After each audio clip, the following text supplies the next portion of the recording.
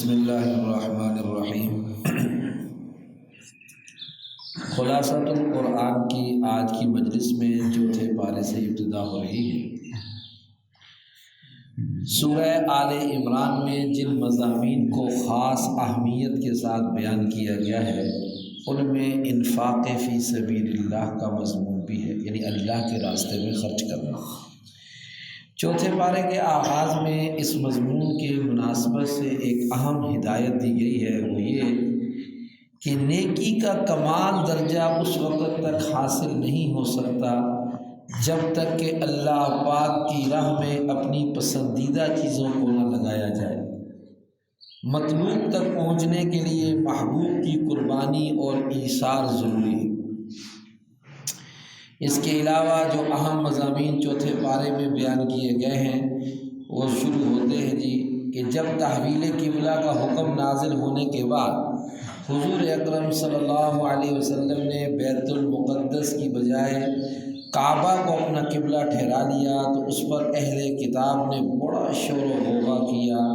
وہ کہنے لگے کہ بیت المقدس کعبہ سے افضل ہے اور اسے زمین پر اللہ پاک کا پہلا گھر ہونے کا شرف حاصل ہے۔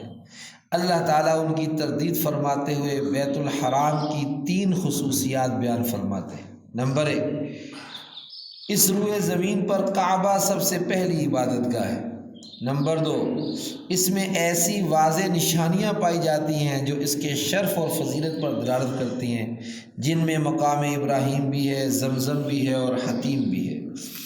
تیسری یہ کہ جو شخص حرم میں داخل ہو جائے اسے امن حاصل ہو جاتا ہے۔ بعض اللہ والوں کا قول ہے کہ پورے عالم میں کعبہ سے زیادہ شرف والی کوئی عمارت نہیں ہے۔ اس کی تعمیر کا حکم رب جلیل نے دیا، اس کا نقشہ حضرت جبریل علیہ السلام نے بنایا اور اس کے معمار حضرت خلیل علیہ السلام تھے اور معاون اور مزدور کے طور پر حضرت اسماعیل علیہ السلام نے کام کیا۔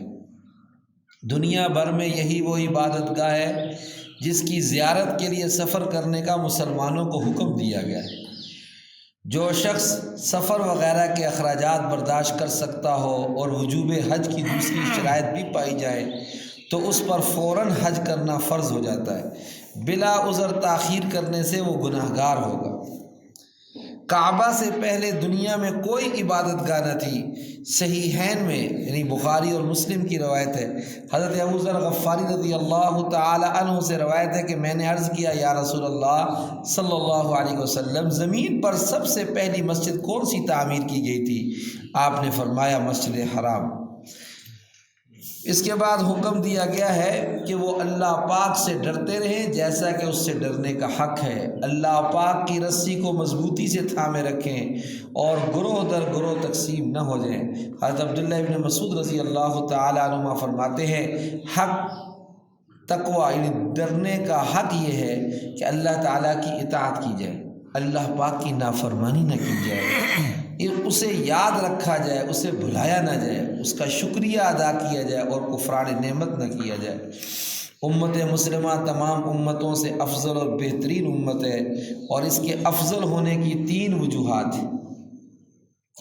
دوسری امتوں کے برعکس یہ ان تمام چیزوں پر ایمان رکھتی ہے جن پر ایمان رکھنے کا اللہ پاک نے حکم دیا ہے۔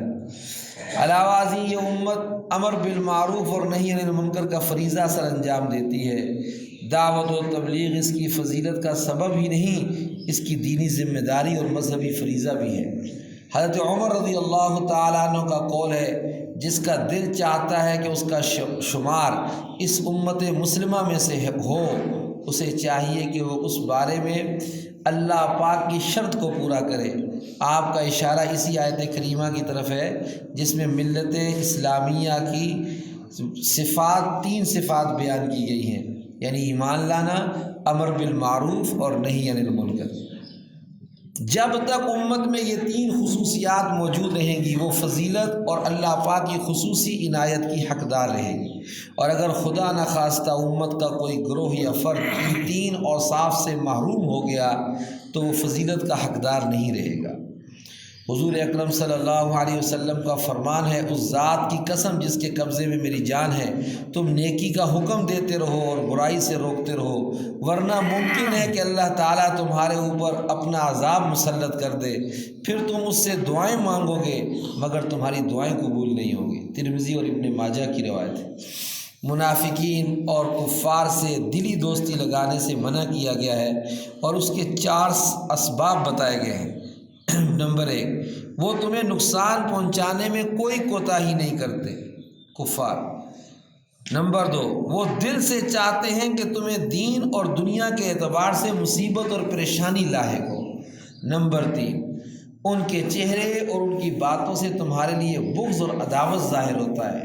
نمبر 4، ان کے دلوں میں جو بغض اور حسد پوشیدہ ہے وہ ان کی اعلانیہ باتوں سے کہیں زیادہ سخت ہے۔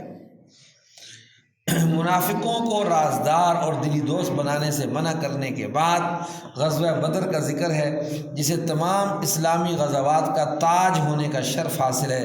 اس غزوے کے شرکاء نے جہاں خود جرأت اور بہادری کی انوکھی مثالیں قائم کی، وہیں انہوں نے اللہ تعالیٰ کی قدرت اور غیبی مدد کے مظاہر اپنی آنکھوں سے دیکھے۔ مسلمانوں کی تعداد بہت تھوڑی تھی، اسلحہ بھی نہ ہونے کے برابر تھا۔ اس غزوہ سے 2 بڑے سبق مسلمانوں کو حاصل ہوئے۔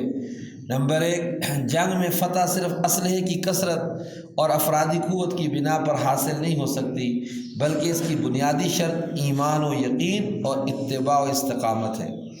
دوسرا یہ کہ جب تک مسلمان حق پر ثابت قدم رہیں گے اور اللہ پاک کی رسی کو مضبوطی سے پکڑے رہیں گے، اللہ پاک کی مدد حاصل رہے گی اور وہ غالب رہیں گے۔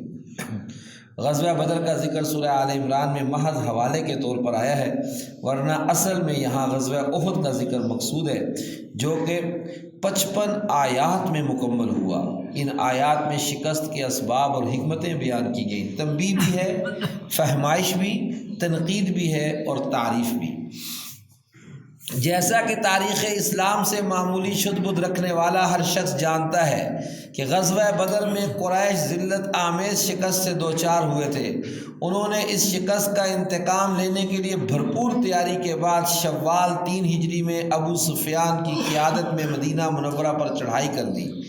قریش کا لشکر 3000 جنگجوؤں پر مشتمل تھا، 200 گھڑ سوار تھے، 700 زرہ پوش تھے، 3000 اونٹ، 500 عورتیں بھی ساتھ تھیں۔ قریش کے 3000 کے لشکر کے مقابلے میں مسلمانوں کی تعداد صرف 700 تھی۔ حضور اکرم صلی اللہ علیہ وسلم نے حضرت عبداللہ بن جبیر رضی اللہ تعالی عنہ کی قیادت میں 50 تیر اندازوں کا ایک دستہ اپنے عقب کی پہاڑی پر متعین فرما دیا۔ اس پہاڑی کو جبل رمات کے نام سے یاد کیا جاتا ہے۔ آپ صلی اللہ علیہ وسلم نے اس دستے کو تاکید فرما دی کہ فتح ہو یا شکست کسی صورت بھی یہاں سے نہیں ہٹنا، یہاں تک اگر تم دیکھو کہ پرندے ہماری لاشیں نوچ رہے ہیں تو بھی یہاں سے نہ ہٹنا۔ سپہ سالار اعظم صلی اللہ علیہ وسلم نے اسلامی مجاہدین کو میدان میں اس طرح پھیلا دیا تھا کہ قریشی لشکر دو بدو مقابلہ کرنے پر مجبور ہو گیا اور اس کے لیے اپنے سواروں کو استعمال کرنا ممکن نہ رہا۔ انفرادی مقابلوں میں قریش کے 8 علم بردار قتل ہو گئے، جس سے قریشی لشکر کی ہمتیں پست ہو گئی۔ حضرت علی، حضرت حمزہ اور حضرت ابو دجانہ رضی اللہ تعالی عنہم جیسے اسلامی شیروں کے حملے اس قدر شدید تھے کہ مشرکوں کے قدم اکھڑ گئے اور وہ میدان چھوڑ کر بھاگ کھڑے ہوئے۔ قریشی لشکر کی شکست دیکھ کر جبل رمات کے تیر اندازوں نے بھی اپنی جگہ چھوڑ دی اور 10 مجاہدین کے سوا سب مال غنیمت جمع کرنے میں مصروف ہو گئے۔ خالد بن ولید رضی اللہ تعالیٰ عنہ، جو کہ اب تک عقب سے حملہ کرنے میں ناکام رہے تھے، انہیں سنہری موقع ہاتھ آ گیا اور اس نے جبل رمات پر موجود چند تیر اندازوں کو روندتے ہوئے زوردار حملہ کر دیا۔ اسلامی فوج اس شدید حملے سے غافل تھی۔ ادھر جب بھاگتے ہوئے قریشی پیادے سپاہیوں کو اس حملے کی خبر ملی تو وہ بھی پلٹ پڑے۔ اب اسلامی لشکر 2 طرفہ حملے کا شکار ہو گیا۔ یوں بظاہر ایک چھوٹی سی غلطی کی وجہ سے مسلمانوں کی فتح شکست میں تبدیل ہو گئی۔ اس لڑائی میں 22 مشرک قتل ہوئے، جبکہ دوسری طرف 70 صحابہ شہید ہوئے۔ سید الشہداء حضرت حمزہ رضی اللہ تعالی عنہ بھی ان میں شامل تھے۔ قریشی لشکر اس پوزیشن میں تھا کہ اگر اللہ تعالیٰ ان کے دلوں کو پھیر نہ دیتا تو وہ اسلامی لشکر کا مکمل خاتمہ کر سکتے تھے، لیکن موقع ملنے کے باوجود ادھوری فتح پر ہی اکتفا کرتے ہوئے مکہ لوٹتا ہوئے نظر آئے۔ منافقین نے اپنی فطرت کے مطابق وسوسہ اندازی شروع کی کہ اگر مسلمان حق پر ہوتے تو انہیں ہرگز شکست نہ ہوتی، اس لیے 55 آیات میں غزوہ احد پر اللہ پاک نے تبصرہ کیا۔ 25 آیات میں منافقین کا تذکرہ ہے جو فتنہ و فساد کا کوئی موقع ہاتھ سے نہیں جانے دیتے تھے۔ احد کے شہداء کی تدفین سے فارغ ہونے کے بعد ہمارے آقا صلی اللہ علیہ وسلم کو اطلاع ملی کہ ابو سفیان کو روحا کے مقام پر پہنچ کر اپنی اس غلطی کا احساس ہوا ہے کہ میں جنگ کے اہداف پوری طرح حاصل کیے بغیر لوٹ آیا ہوں، اور اپنے ساتھیوں کی ملامت کی وجہ سے وہ دوبارہ مدینہ منورہ پر حملہ آور ہونے کا ارادہ کر رہا ہے۔ آپ صلی اللہ علیہ وسلم اس کے ارادے کی خبر سن کر خود ہی قریشی لشکر کے تعاقب میں چل پڑے، اور ساتھ ہی یہ شرط بھی لگا دی کہ تعاقب میں صرف انہی مجاہدین کو اجازت ہے جو کل کی جنگ میں یعنی احد میں شریک تھے۔ آپ اندازہ کیجئے صحابہ کرام رضی اللہ عنہ کے ایمان اور یقین اور عزم و وفا کا کہ ابھی 70 شہداء کو دفن کر کے فارغ ہوئے ہیں، زخموں اور تھکاوٹ سے نڈھال ہیں، لیکن انہوں نے اپنے محبوب آقا صلی اللہ علیہ وسلم کی دعوت پر لبیک کہا اور انتہائی سرعت سے سفر کرتے ہوئے مدینے سے 8 میل دور حمراء الاسد کے مقام تک جا پہنچے۔ اللہ پاک نے مشرکین کے دل میں رعب ڈال دیا اور وہ تیزی سے مکہ کی جانب کوچ کر گئے۔ اسی مناسبت سے، اس مقام کی مناسبت سے اسے غزوہ حمراء الاسد کے نام سے یاد کیا جاتا ہے۔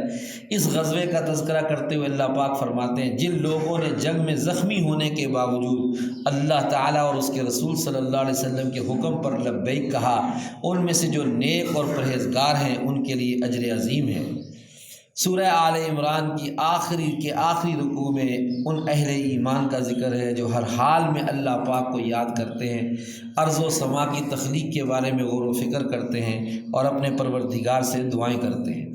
سورت کے اختتام پر فلاح کے 4 اصول بیان ہوئے ہیں: صبر، دین پر جمے رہنا، مشکلات اور مصائب کی وجہ سے دل چھوٹا نہ کرنا، نمبر 2 مصابرہ، دشمن کے مقابلے میں دشمن سے زیادہ استقامت اور شجاعت کا مظاہرہ کرنا، نمبر 3 مرابطہ، دشمنان دین سے مقابلے کے لیے اپنے آپ کو تیار رکھنا، نمبر 4 تقوی، ہر حال میں اور ہر جگہ اللہ پاک سے ڈرتے رہنا۔ اس کے بعد سورہ نساء شروع ہوتی ہے جی۔ ترتیب کے اعتبار سے 4تھی سورہ مبارکہ ہے اور نزول کے اعتبار سے 92 نمبر کی سورہ مبارکہ ہے۔ 1 پاؤ چوتھے پارے میں آیا ہے اس کا۔ سورہ نساء بھی مدنی صورتوں میں سے ہے۔ اس میں 176 آیات اور 24 رکوع ہیں۔ اسے سورۃ النساء کبریٰ بھی کہا جاتا ہے، بڑی سورۃ النساء۔ اس کے مقابلے میں 28ویں پارے میں جو سورۃ الطلاق ہے اس کو سورۃ النساء صغریٰ کہا جاتا ہے۔ اس صورت میں ایسے احکام کثرت سے بیان ہوئے جو کہ خواتین سے تعلق رکھتے ہیں، اس لیے اس سورہ مبارکہ کو سورۃ النساء کا نام دیا گیا۔ اس سورہ مبارکہ میں جو احکام ذکر کیے گئے ہیں وہ یہ ہیں کہ یتیموں کے اموال ان کے حوالے کر دیے جائیں اور انہیں ہتھیانے یا عمدہ مال کو ردی مال سے بدلنے کی ہرگز کوشش نہ کی جائے۔ یہ حکم یتیم بچوں کے بارے میں بھی ہے اور یتیم بچیوں کے بارے میں بھی ہے، لیکن عام طور پر یتیم بچیوں کی میراث میں ناجائز تصرف زیادہ کیا جاتا تھا۔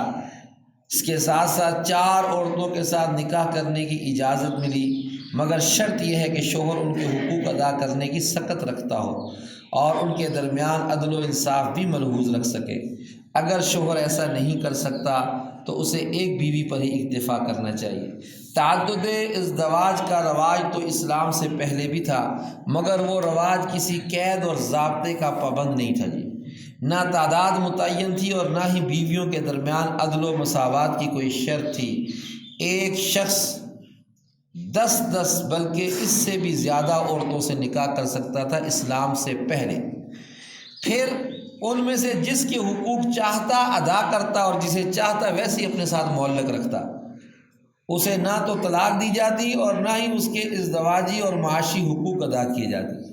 اسے آپ زندہ شوہر والی بیوہ کہہ سکتے ہیں۔ یہ دین اسلام آنے سے پہلے کے احوال میں۔ اسلام نے تعداد بھی متعین کر دی اور حقوق کی ادائیگی کو بھی فرض قرار دیا۔ یورپ کی لعنتی تہذیب جو پوری دنیا کو اپنے رنگ میں رنگنا چاہتی ہے، وہ قانونی اعتبار سے تو ایک سے زیادہ عورتوں سے تعلق رکھنے کو جائز قرار نہیں دیتی، البتہ غیر قانونی طور پر جتنی بھی عورتوں سے تعلق قائم کر لیا جائے اس پر کوئی قدغن نہیں لگاتی۔ اس افسوسناک حقیقت کا اعتراف کیسے کیا جائے کہ بہت سے نام نہاد مسلمان بھی ذہنی اور عملی طور پر اسی لعنتی تہذیب کے ہم نوا دکھائی دیتے ہیں۔ اسلام کا سورج طلوع ہونے سے پہلے عورت کو میراث میں سے کچھ بھی نہیں دیا جاتا تھا۔ عرب کا مقولہ تھا، ہم اسے کیسے مال دیں جو نہ گھوڑے پر سوار ہو سکے، نہ تلوار اٹھا سکے اور نہ ہی دشمن کا مقابلہ کر سکے۔ اپنے اس جاہلی اصول کی بنیاد پر بچوں اور خواتین کو میراث سے محروم رکھا جاتا تھا۔ اسلام نے اس ظلم کا خاتمہ کیا، بچوں اور خواتین کو بھی وراثت کا حقدار قرار دیا۔ عورت کو حصہ دینا اس پر کسی کا احسان نہیں بلکہ اس کا حق اور اس کا فریضہ ہے جو اسے دیا جاتا ہے۔ عورتوں کے ساتھ حسن سلوک اور میراث میں ان کا حصہ بیان کرنے کے بعد ان خواتین کا تذکرہ ہے جن کے ساتھ قرابت، نسب، مصاہرت یعنی سسرالی رشتہ اور رضاعت کی وجہ سے نکاح حرام ہے۔ چوتھے پارے کے آخر میں ان عورتوں کا ذکر تھا جن سے نکاح کرنا حرام ہے۔ پانچویں پارے کے شروع میں اسی بحث کو مکمل کرتے ہوئے فرمایا گیا کہ ان محرمات کے سوا دوسری عورتیں تمہارے لیے حلال ہیں، اس طرح سے یہ مال خرچ کر کے ان سے نکاح کر لو، بشرطے کہ نکاح سے مقصود عفت قائم رکھنا ہو، نہ کہ شہوت رانی۔ تو جن عورتوں سے تم فائدہ حاصل کرو ان کا مہر مقرر کیا ہوا ادا کر دو۔ یہ جو آخری لفظ ہے کہ جن عورتوں سے تم فائدہ حاصل کرو، ان الفاظ سے بعض حضرات نے متع کے جواز پر استدلال کرتے ہوئے ذکر کیا ہے کہ اس سے معلوم ہوتا ہے کہ متع جائز ہے، مگر یہ استدلال باطل ہے۔ اس آیت میں نکاح شرعی کا ذکر ہے، متع کا ذکر نہیں ہے۔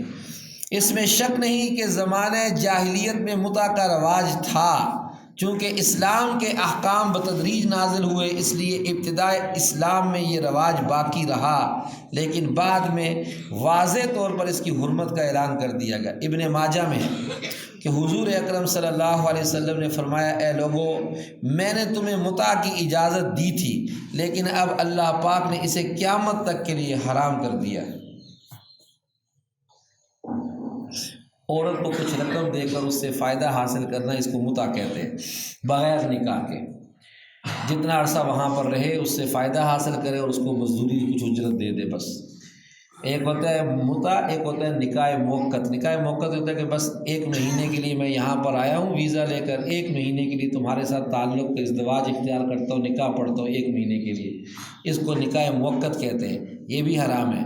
متع کہتے ہیں کہ میں آیا ہوں، بے شک 2 دن رہوں، 3 دن رہوں، 5 دن رہوں، بس جتنے دن ہے استعمال کیا، رقم کچھ تھمائی اور واپس آ گئے۔ یہ پہلے زمانہ جاہلیت میں یہ رواج تھا، اسلام نے آ کر اس کو ختم کیا۔ تیسرے رکوع میں گھر کے نظام کو درست رکھنے کے لیے چند بنیادی ہدایات دی گئی ہیں۔ پہلی ہدایت تو یہ دی گئی ہے کہ گھر میں قوامیت، حاکمیت اور ذمہ دار ہونے کا درجہ مرد کو حاصل ہوگا، کیونکہ جس جماعت اور جس گھر کا کوئی سربراہ نہ ہو اسے انتشار اور افتراق سے کوئی نہیں بچا سکتا۔ اس سربراہی کا یہ مطلب نہیں ہے کہ مرد کو آقا اور عورت کو لونڈی کا درجہ دے دیا جائے، بلکہ ان کا باہمی تعلق ایسا ہوگا جیسے راعی اور رعیت ہوتی ہے۔ دوسری ہدایت یہ دی گئی ہے کہ اگر عورت اکھڑ مزاج، نافرمان اور سرکش ہو تو اسے راہ راست پر لانے کے لیے 3 تدبیریں اختیار کی جا سکتی۔ پہلی تدبیر یہ ہے اسے سمجھایا جائے اور سرکشی کے برے نتائج سے خبردار کیا جائے۔ اگر واعظ و نصیحت اس پر اثر نہ کرے تو دوسری تدبیر یہ ہے کہ اس کا بستر الگ کر دیا جائے اور اس سے کنارہ کشی اختیار کر لی جائے۔ اگر پھر بھی وہ نہ سمجھے تو انتہائی اقدام کے طور پر اور واقعی سرکشی اور بے روی کی صورت میں حد کے اندر رہتے ہوئے اس کی پٹائی بھی لگائی جا سکتی ہے۔ یہاں یہ بات ذہن نشین کر لینا مناسب ہوگا کہ قرآن کے مخاطب ہر قسم کے لوگ ہیں، شہری بھی، دیہاتی بھی، جنگلی بھی، صحرائی بھی، شریف الطبع بھی اور اکھڑ مزاج بھی۔ با کردار بھی اور بد کردار بھی۔ اسلام نے ہر عورت کی پٹائی کی اجازت نہیں دی ہے، بلکہ صرف اسی عورت کی پٹائی کی اجازت دی ہے جو اس کے علاوہ دوسری کوئی زبان نہ سمجھتی، اور ظاہر ہے پسماندہ معاشروں میں ایسی عورتیں بھی ہوتی ہیں جو پٹائی کے بغیر راہ راست پر نہیں آتی، لیکن وہ ظالم مرد جو چھوٹی چھوٹی باتوں پر وحشیانہ انداز میں عورتوں کی پٹائی لگاتے ہیں، ان کے اس ظلم اور زیادتی کا اسلام سے کوئی تعلق نہیں۔